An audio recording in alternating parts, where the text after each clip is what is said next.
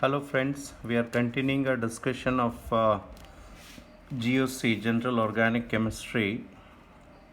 After this thing, number of after E and Z notation, we have one more notation, that is uh, Syn and NT, Syn and NT notation, SYN and NT notation, Syn and NT notation.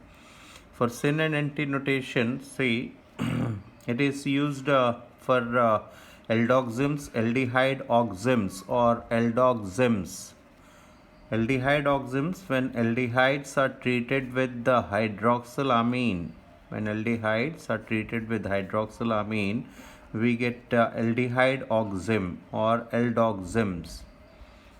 So we have lone pair of electron on nitrogen. So see, if we have aldehyde oxim like this, all right, CH3H, and this is lone pair of electron, and this is OH, LP and OH.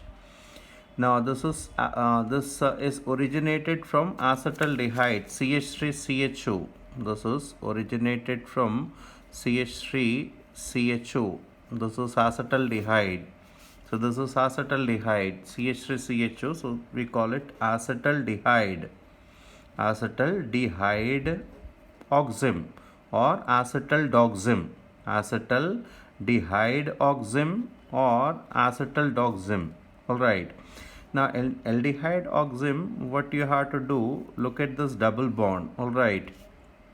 If hydrogen and OH are on one side, it is called syn form. If hydrogen and OH are on same side of double bond, they are called syn form. And if they are on opposite side, like look at benzaldehyde, I'm taking an example, benzaldehyde oxim. Now see, this is the double bond, and H and OH, H and OH are on opposite sides, so they are called NT. NT-benzaldoxim or benzaldehyde oxim, NT-benzaldoxim. All right. So in aldehydes, aldehyde oxims, there is only one possibility, that H and OH are on same side and H and OH are on opposite side. Whereas in case of ketone oxim, one thing you should be careful, like symmetrical ketones do not exhibit this isomerism, geometrical isomerism, like this acetone oxim, because in both the structures, even if you rotate it, CH3 and OH will be on same side. So symmetrical ketones will not exhibit. Similarly, if you take symmetrical aldehyde also, like there is only this possibility, that is methanol oxim will not exhibit geometrical isomerism. All right. Higher aldehydes out of means except this HCHO, any other aldehyde will exhibit syn and NT type of isomerism, that is geometrical isomerism. In ketone oxim, the ketone must be unsymmetrical, like look at this case. This is C double bond N, and now look at LP, and this is OH. So this is 1 plus 2, 2 plus 2, 4, butanone oxim. This is butanone oxim. Now see, look at this double bond, and now the group, the alkyl group, which is means same side with OH, is named syn, means it is called synethyl. Synethyl, so ET, just synethyl, anti-methyl, synethyl, antimethyl. Synethyl, antimethyl, butanone oxim. Means it is not necessary to write NT. Even if you write syn-methyl, this will do. This is sufficient. Syn-methyl will do. All right. Say, suppose we are given C6H5 CH3, that is acetophenone. C6H5 COCH3 is acetophenone. Now we are replacing with the OH, and this is LP.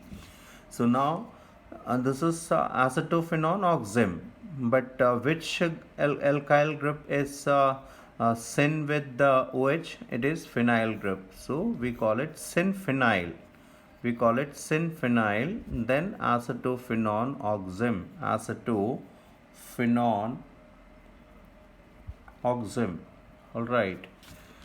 So this is syn and NT. This nomenclature is also done in case of N double bond N, like hyponitrous acid, or even this case. Look at this, NH double bond NH.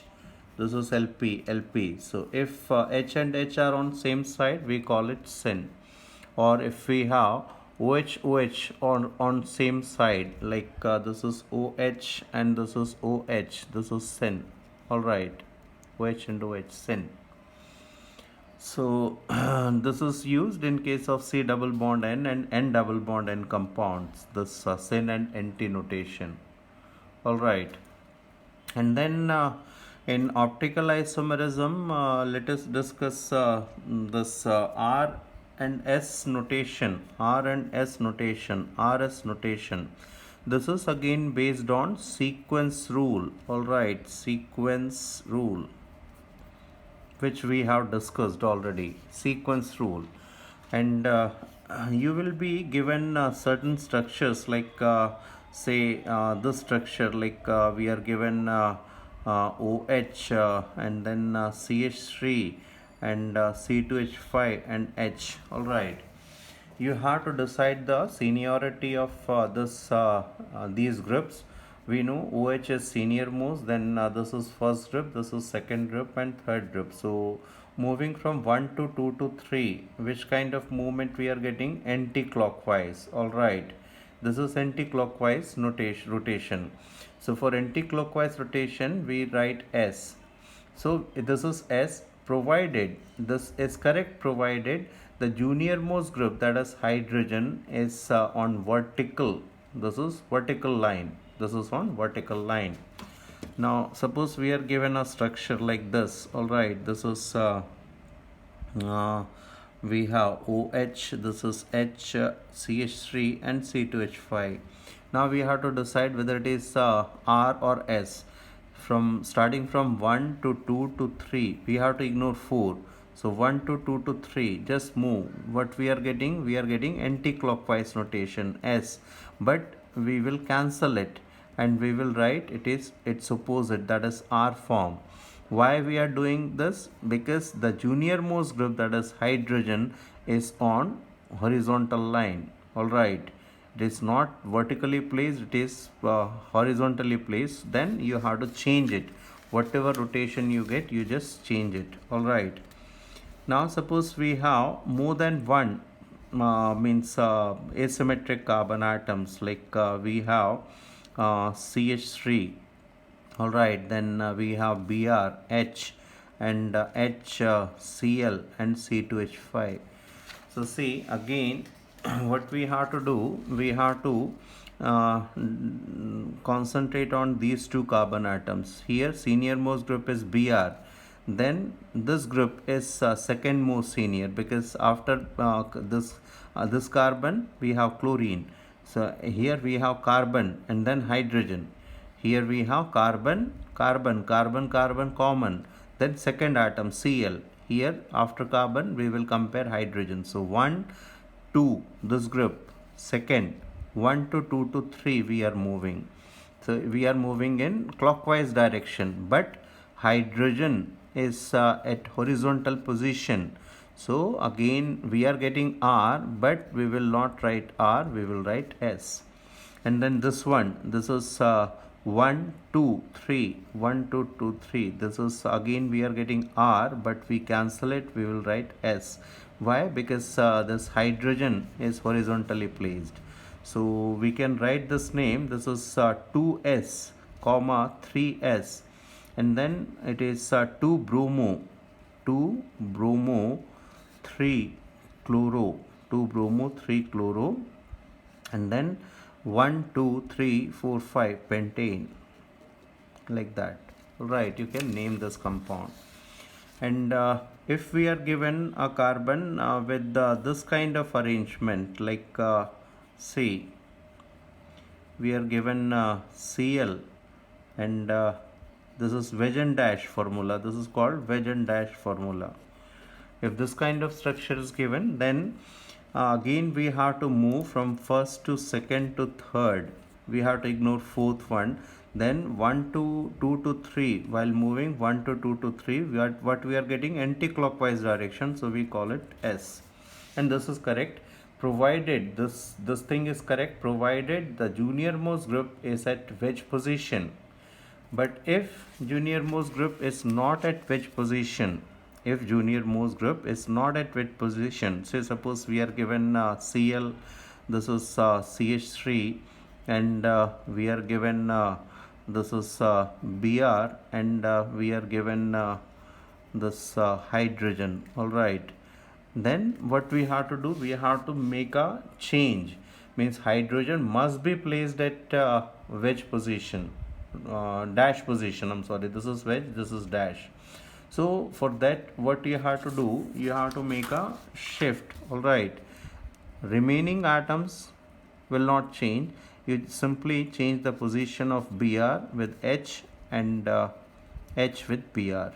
And now starting from 1 to 2 to 3, 1, 2 and 3, which kind of movement we are getting? We are getting R, but cancel it because you made a change, just write S. This is correct.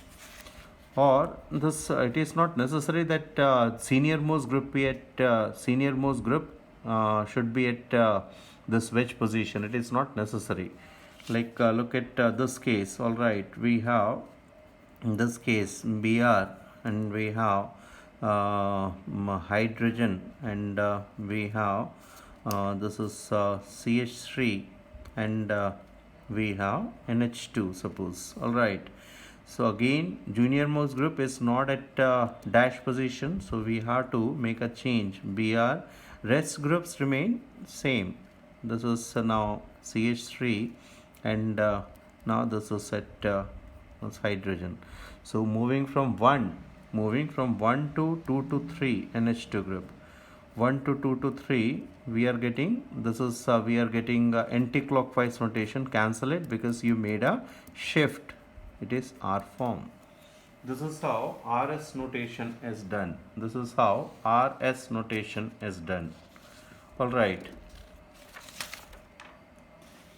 And then for capital D and capital L form, capital D and capital L form, you have to make sure that the highest oxidized carbon should be at top position and lowest oxidized carbon should be at bottom position.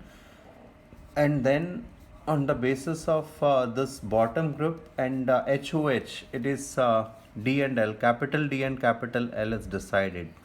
If OH group is on right hand side in the given structure, if highest oxidized carbon is at top and lowest oxidized carbon is at bottom, and if OH is on right hand side, it is called D form. All right. Or even if we have more than one this kind of structure, like look at this, highest oxidized carbon, lowest oxidized carbon.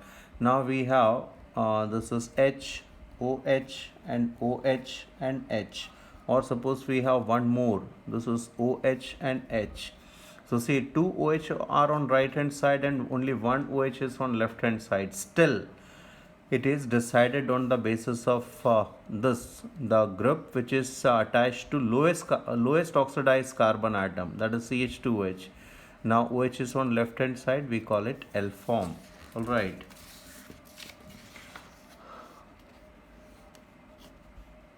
And if in case of amino acids, if it is amino acids, all right, like this is COH and this is CH3 and this is NH2 and H, OH, OH, H and H, then this is decided on the basis of NH2 group only.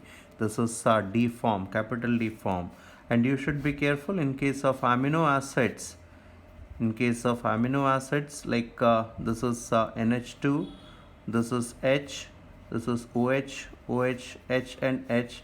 Even if we have two OH, means the lowest oxidized carbon is bonded to OH, It is not called D form, it is still decided on the basis of NH2 group and we call it L form. So for DL nomenclature, this is done. So there are so many things in GOC which is not possible to means cover all the things. All right, we have discussed some of the points. Thank you.